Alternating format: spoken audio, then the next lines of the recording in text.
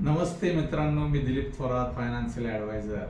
माझ्या नवीन यूट्यूब चॅनलमध्ये दिलीप ग्रोथ टॉक्समध्ये आपलं सहर्ष स्वागत. मित्रांनो, मी आज तुम्हाला एक गोष्ट सांगणार आहे. गोष्ट म्हणजे माणसाचं समाधान बघा कशातच होत नाही.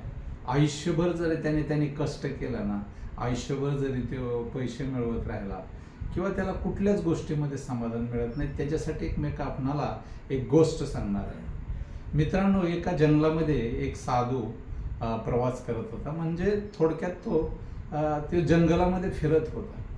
फिरत असताना त्याला फिरता फिरता कंटाळा आला आणि तो एका झाडाखाली झोपला. झाडाखाली झोपल्यानंतर वरती पाहिलं तर त्याच्या गालावरती एक पाण्याचा थेंब पडला. तर साधूने बघितलं की एक पाण्याचा थेंब पडलाय, तर कोण आहे? तर त्याने बघितलं तर एक वरती कावळा बसलेला होता आणि तो कावळा रडत होता. तर कावळ्याला विचारलं मी साधूनी की आता साधू म्हणजे हा देवाचाच अवतार त्या काळात मानला जायचा. तर तो कावळा साधूला म्हणाला की मी खूप दुःखी आहे. का दुःखी आहे? साधूने विचारलंय की माझा कलर जो आहे ना अतिशय काळा आहे आणि मला कुणीच विचारत नाही. कारण माझा कलर असा असल्यामुळं मला फक्त लोक एखाद्याच्या घरी जर मयत झाली तर त्याच वेळेस आठवण काढतात की बाबा 10व्यासाठी म्हणा किंवा 3ऱ्या दिवसासाठी सावडायसाठी कावळा बोलवायचा आणि त्याला ते अन्न खाऊ घालायचं, एवढ्या पुरताच माझा वापर करतात. म्हणून मी दुःखी आहे. साधू बाबा, माझी एक विनंती आहे तुम्हाला की मला हा जन्म नको, मला दुसरं काहीतरी बनवा. मग म्हणलं तुला काय बनायचंय? तर तो कावळा म्हणला की मला हंस बनायचंय.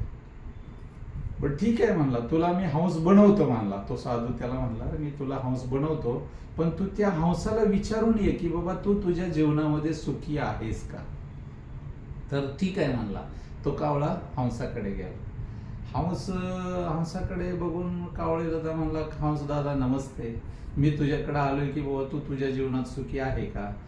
तर म्हणला काय माझा पांढरा शुभ्र म्हणला रंग, हंस म्हणला, आणि मेलेली माणसं जशी कपडे घालतात ना मेल्यानंतर, तशी कपडे सारखा माझा रंग, मग कुणीच माझ्या रंगाला पसंत करत नाही आणि हा कलर शुभ्र असून सुद्धा काही उपयोग होत नाही माझा. मी माझ्या आयुष्यामध्ये दुःखी आहे. अरे बापरे म्हणला कावळा. म्हणला मी तर हंस बनायला चाललो होतो. मग तो हंस म्हणतो साधू बाबाला, आपण दोघं ती गेले, तो हंस मला हा जन्म नको आहे, मग तुला काय बनायचंय? साधूने विचारलं. तर साधू म्हणला, तो हंस म्हणलाय की मला पोपट बनायचंय, पोपट. अरे बापरे. मग ही दोघं त्या पोपटाकडे गेले. पोपटाला विचारलं की खरंच बाबा तू तुझ्या जीवनामध्ये सुखी आहेस का? तर पोपट म्हणला तर ही दोघं गेल्यानंतर इतकं जंगल फिरली पण त्यांना पोपट काय कुठं सापडाना. मग एका झाडावर पोपट आपला बसला होता त्या झाडांच्या आतमध्ये. तर तो सुद्धा नाखुश होता. पोपट सुद्धा म्हणला की आता तुम्ही मला शोधायसाठी किती वेळ फिरताय, पण मी दिसलो का नाही? हा असा माझा हिरव्या रंगाचा पानांसारखा रंग म्हणला. कोणीही मला बोलवत नाही, कोणीही मला किंमत देत नाही, माझा वापर करतात, सोडून देतात. मिठू बोलायसाठी ते एखाद्या ज्योतिषाकडे नेतात, त्याला मला दुसऱ्याचं भविष्य सांगावं लागतं आणि मला कैद करून ठेवतात, पिंजऱ्यात बंद करतात. हे जीवन मला नको आहे. बरं ठीक आहे. म्हणजे तो बी नाराज.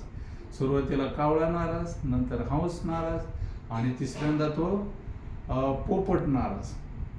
मग म्हणले साधूकडे गेले. साधू बाबा ती म्हणतो मला हा पोपटाचा जन्म नको, मग तुम्ही तिघांना काय बनायचंय?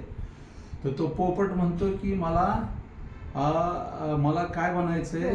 तर मला मोर बनायचंय.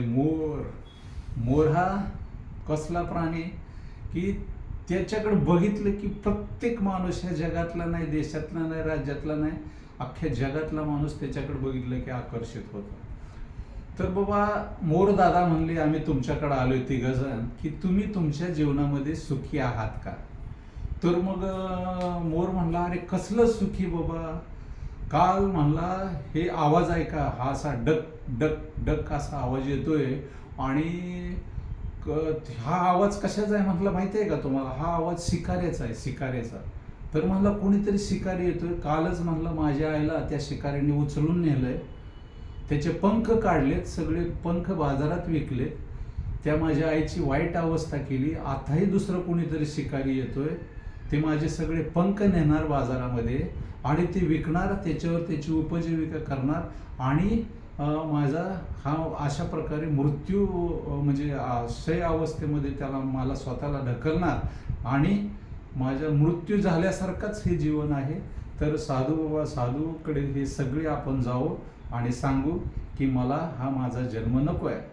मग म्हणतो साधू, विचारतो मोराला, मग तुला कोणता जन्म आहे? मला म्हणतो कावळ्याचा जन्म हवा आहे.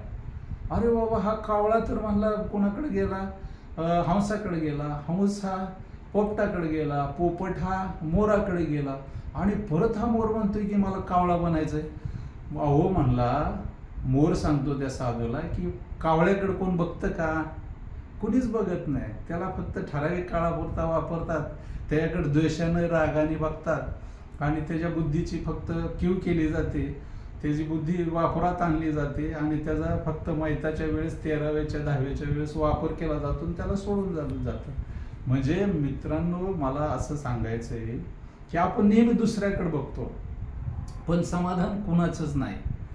मला असं याच्यातून सुचवायचं आहे की आपण ज्या ठिकाणी आहात, जो बी तुमचा व्यवसाय आहे, जे बी तुमची नोकरी आहे, जे बी तुम्ही आत्ता सध्या करताय, ह्याच्यामध्ये समाधानी राहा. कारण आपण प्रत्येकाने आपापल्या व्यवसायामध्ये, आपापल्या नोकरीमध्ये हा राजा बनलं पाहिजे.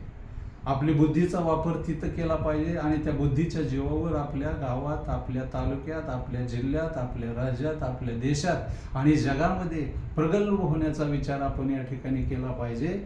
ही गोष्ट मला आपल्याला आजच्या दिवशी सांगावीशी वाटली आणि त्याच्याबरोबर एक अजून आव्हान मला या ठिकाणी करायचं. मित्रांनो, तुम्ही जिथं आहात तिथं तुम्ही तुमचा परिवार सांभाळत आहात. तुमची बायको, तुमची मुलं बाळं, तुमचे आईवडील हे सगळे तुम्ही सांभाळताय. तर त्या मित्रांनो, त्याकरिता आपलं जीवन सुखी समृद्ध होण्यासाठी त्या परिवाराचा आपण जीवन विमा दिनांक 31 मार्च 2026 पूर्वी आपण घ्या. एक हे छोटंसं मी आवाहन करतो आणि ही गोष्ट कशी वाटली ते आपण मला कमेंटमध्ये कळवा आणि माझ्या चॅनलला सबस्क्राईब करा, माझ्या व्हिडिओला लाईक करा, शेअर्स करा, सपोर्ट करा. धन्यवाद.